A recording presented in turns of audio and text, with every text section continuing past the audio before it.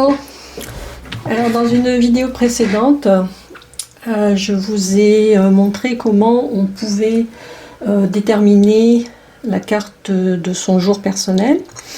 Donc c'est une façon d'utiliser le tarot. Alors ça se fait normalement avec le tarot de Marseille. Donc on va chercher un nombre qui correspond, alors c'est déterminé à partir de la date de naissance. Donc là on est sur une façon d'utiliser le tarot en utilisant quelque chose qui est déjà déterminé pour la personne. La date de naissance, on ne peut pas la changer. Et on utilise le jour, le mois courant ou l'année courante.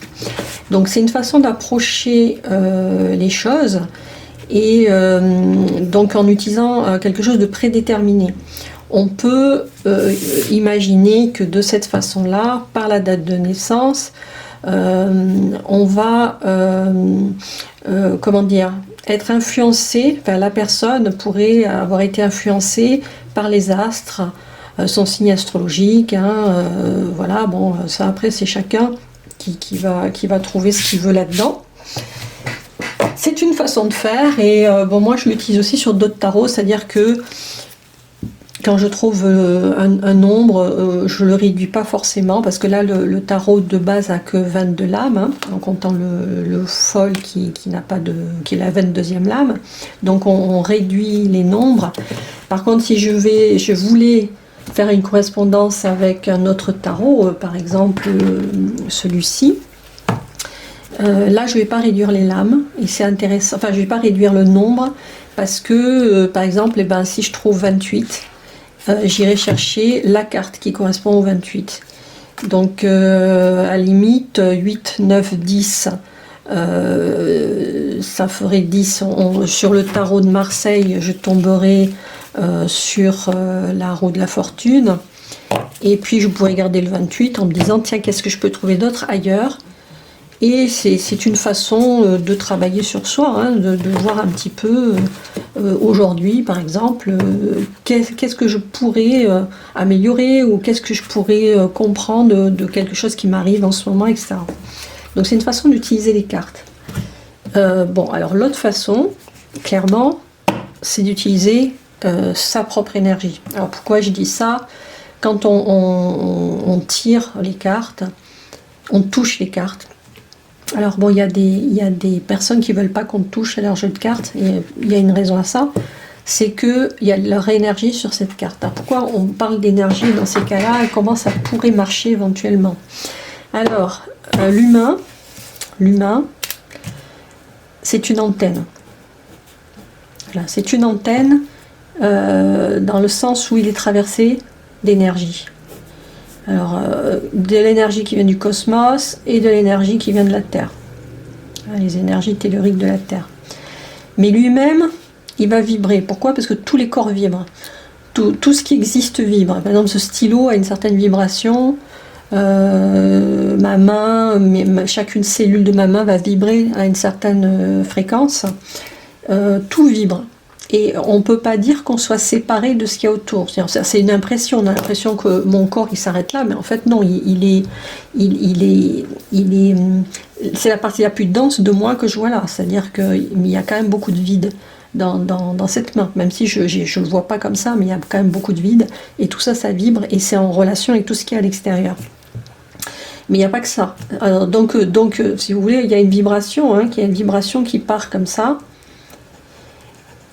Mais il y a aussi d'autres choses qui vont faire bouger. Alors cette vibration, elle bouge en permanence. Elle n'est pas stable dans le temps. C'est-à-dire en permanence, à chaque seconde, ça bouge.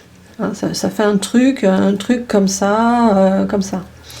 Enfin, si jamais on avait un appareil pour le mesurer, ça ressemblerait peut-être à ça, etc. Qu'est-ce qui va faire bouger ça également? Par exemple, toutes mes pensées ont une certaine vibration, et ça va influencer sur ce graphique-là. Toutes mes émotions également vont avoir une certaine vibration, et donc ça va encore influencer tout ce qui se passe à l'extérieur. Par exemple, s'il y a un son particulier, par exemple si j'écoute une musique qui est très belle, ou qui est très tout mon corps va vibrer d'une certaine façon. Si par contre j'écoute une musique comme le heavy metal, ma vibration elle va être comme ça, voilà, elle va être comme ça, etc., etc. Donc, étant donné qu'on est un corps vibratoire et qu'on n'est pas stable dans le temps, mais qu'on est connecté quand même à tout ce qui est autour de nous, c'est déjà une information importante, mais pas seulement, on est également connecté à des anciennes vibrations qui des fois remontent assez loin. C'est-à-dire ça peut être des vibrations de l'enfance qui sont restées coincées et sur lesquelles on est encore coincé dedans. C'est-à-dire qu'on a une vibration qui vient de l'enfance et qui est encore là. Voilà. Donc tout ça, ça a une influence sur nous très importante. Quand je choisis une carte, c'est pas un hasard. C'est-à-dire que je vais vibrer quelque chose sur le moment qui va attirer une carte qui va vibrer au même tempo. Et c'est d'autant plus vrai, par exemple, sur un tarot de Marseille, parce que le tarot de Marseille a été fait par des personnes qui connaissaient les symboles. C'est pas quelque chose qui était faux hasard. Chaque carte, chaque dessin, il y a des signes particuliers qui veulent dire quelque chose. Donc cette carte va vibrer une certaine énergie. C'est une énergie. Voilà. Par exemple, cette carte, c'est une énergie de commencement. Voilà, c'est comme ça. Et même si c'était pas le tarot de Marseille, je pourrais prendre n'importe quel tarot au hasard, il y aura une vibration très particulière qui va plus ou moins correspondre à ce que moi je vis. Donc, suivant ma vibration, je ne vais pas tirer n'importe quelle carte. Donc c'est intéressant quand on choisit des cartes, c'est vraiment de les étaler et de faire passer sa main et de sentir, ah ben c'est ça là que je sens. Dans la question que je viens de poser, c'est ça que je sens. Et c'est assez incroyable parce que on se trompe rarement. Enfin, ce qui sort, c'est souvent ce qui correspond à notre réalité. Donc c'est pour ça que ça vaut le coup de prendre le temps de bien brasser les cartes, de la choisir, même si ça prend un peu de temps, de bien les choisir.